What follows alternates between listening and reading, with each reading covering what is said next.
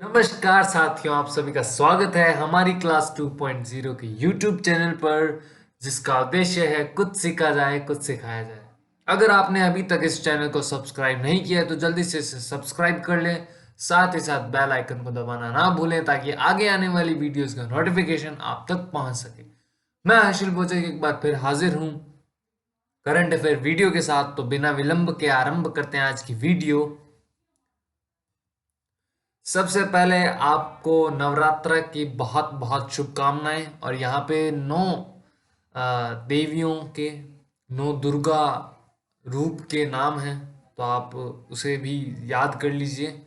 और इसी के साथ हम शुरू करते हैं आज की वीडियो।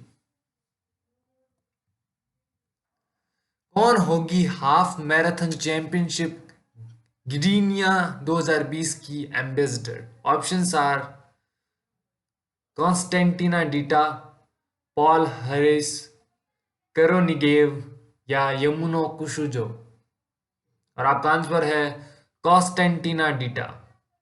रोमानिया की 2008 ओलंपिक चैंपियन कॉन्स्टेंटिना डिटा को विश्व athletics half marathon championship Gdynia 2020 का एम्बेसडर चुना गया है। विश्व एथलेटिक्स हाफ मैराथन चैंपियनशिप 2020 का पहले पोलैंड के गिरिनिया में 29 मार्च यानी 29 मार्च 2020 के लिए निर्धारित किया गया था, लेकिन कोरोना वायरस महामारी के कारण इसे 17 अक्टूबर 2020 तक स्थगित कर दिया गया था। बढ़ते हैं नेक्स्ट क्वेश्चन की तरफ। गुजरात की कोकिला कही जाने वाली प्रसिद्ध गायिका का निधन, उनका नाम है। ऑप्शन है मृदुला खन्ना, कौमुदी मुंशी, निमिता बेन या कोकिला मोदी। तो आपका आंसर है कौमुदी मुंशी। गुजरात की कोकिला कही जाने वाली जानी मानी गायिका कौमुदी मुंशी का कोविड-19 के कारण निधन। उन्होंने अपने करियर के शुरुआती दौर में ज्यादातर गुजराती गाने गाए, जैसे सच्ची रे मारी सत्रे भवानी माँ, जिनसे उन्हें लोकप्रियता मिली। इसके अलावा उन्होंने 1963 की फिल्म भोजपुरी फिल्म में विदेशिया में प्रसिद्ध गायिका गीता दत्त के साथ निक सैया बिन गाना भी गाया था। पढ़ते हैं नेक्स्ट क्वेश्चन की तरफ। एससीसी ने 2025 तक एनटीपीसी के सीएमडी में किसका कार्यकाल बढ़ाया गया है? ऑप्शन आर विनोद रोशनवाला, बी मुरली शिव कुमार, सी मोहम्मद हाफिज या डी गुरदीप सिंह। तो एनसीसी ने 2025 तक एनटीपीएस की सीएमडी में किसका कार्यकाल बढ़ाया, यानी किस व्यक्ति का कार्यकाल बढ़ाया गया? तो ये आपके ऑप्शन है और आंसर आपका गुरदीप सिंह। मंत्रिमंडल की नियुक्ति समिति एसीसी राज्य द्वारा संचालित national thermal power corporation NTPC limited के अध्यक्ष और प्रबंध निदेशक गुरदीप सिंह का कार्यकाल 31 जुलाई 2025 तक बढ़ाने की मंजूरी दे दी है। उन्होंने फरवरी 2016 में पहली बार अध्यक्ष और प्रबंध निदेशक का कार्यभार संभाला था। बढ़ते हैं नेक्स्ट क्वेश्चन की तरफ और कुछ पहले की पॉइंट्स देख लेते हैं। नेशनल थर्मल पावर कॉर्पोरेशन की शुरुआत हुई थी 1975 में और नेशनल थर्मल पावर का मुख्यालय है नई दिल्ली, भारत। और अगला क्वेश्चन है, भारत ने फिलिपिस्तान शरणार्थियों के लिए उनरवा को दी कितने डॉलर की सहायता राशि? यूएनआरडब्ल्यूए को कितनी डॉलर की सहायता राशि दी है? तो $1 million, second option 2 million, 4 million या $5 मिलियन। और आपका आंसर है $1 मिलियन की सहायता राशि दी है फिलिपिस्तान शरणार्थियों के लिए।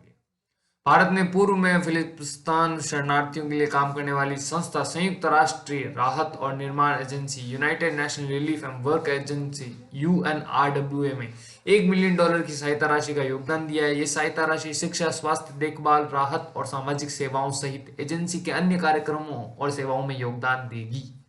बढ़ते हैं अगले क्वेश्चन की तरफ। उससे पहले की पॉइंट्स देख लीजिए आप। इसका मुख्यालय है यूएनआरडब्ल्यूए का अम्मान, जॉर्डन में, और इसका कमिश्नर जनरल है यूएनआरडब्ल्यूए के फिलिप लाजरिनी। चलिए, कौन सा देश फिर बना इंटरनेशनल सोलर अलायंस का अध्यक्ष? ऑप्शन है रूस, बी भारत, सी जापान या डी अमेरिका। और आपका आंसर है भारत।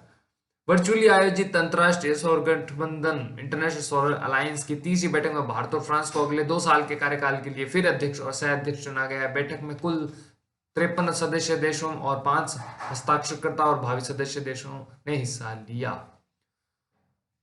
और कुछ की पॉइंट्स निकल के आ रहे हैं यहाँ पे कि आईएसए मुख्यालय है गुरुग्राम हरियाणा और आईएएस लीडर है उपेंद्र त्रिपाठी। तो बढ़ते हैं अगले क्वेश्चन की तरफ। हाल ही में किस देश के राष्ट्रपति ने अपने पद से दिया इस्तीफा?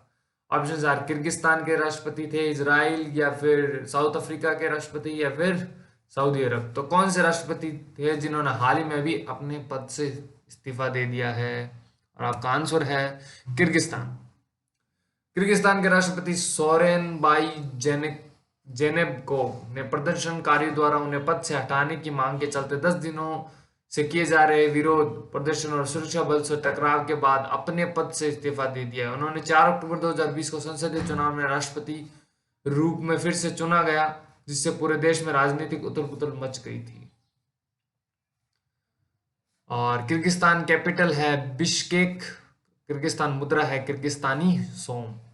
अगला क्वेश्चन है, कैबिनेट ने विश्व बैंक द्वारा समर्थित 578 करोड़ रुपए की किस परियोजना को दी मंजूरी? यानी कि 5,718 करोड़ रुपए की किस परियोजना को मंजूरी दे दी है कैबिनेट ने विश्व बैंक द्वारा? तो यहाँ आपके ऑप्शंस है व्हाइट मून, ये परियोजना के नाम है, इसमें आपको आंसर मिलेगा। ये है सेकंड स्टार्स परियोजना, थर्ड ग्रीन प्लैनेट परियोजना एंड फोर्थ है वाइल्ड ह्यूमन पैक्ट।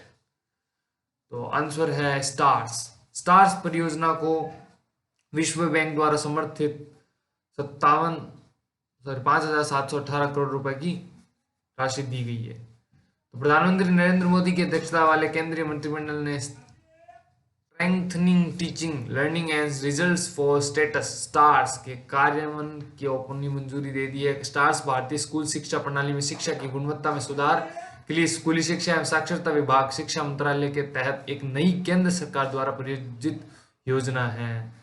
और कुछ आपको अपडेट्स दे देता हूं स्टार्स परियोजना के मतलब संदर्भ में।